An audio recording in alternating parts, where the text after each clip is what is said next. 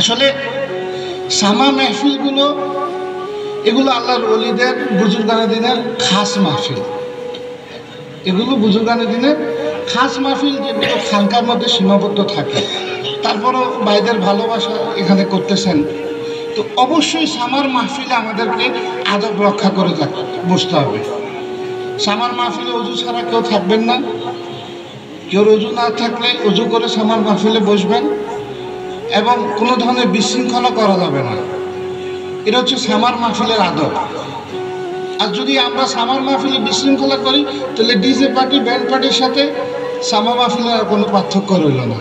এটা একটা আদব, এবং এটা অনেক বড় একটা আধ্যাত্মিক মজলিস। বিশেষ করে আমাদের সিলসিলায় বকশিয়ার মধ্যে সামা মাহফিল এমন একটা জিনিস, যে একটা বড় জাহাজে আপনি বসবেন এবং গন্তব্যে পৌঁছে যাবেন, কিন্তু আপনি বুঝবেনই না। আমি যখন প্রথম মদিনা শরীফে আমার সফর হয়, আমার সাথে আমার নানি ছিল। ফ্লাইটে উঠছি, 1 ঘন্টা হয়ে গেছে। আমার নানি আমার ভিতরে ফ্লাইটে উঠলাম, এটা ছাড়ে না কার, আমাকে ছাড়ছি তো 1 ঘন্টা হয়ে গেছে।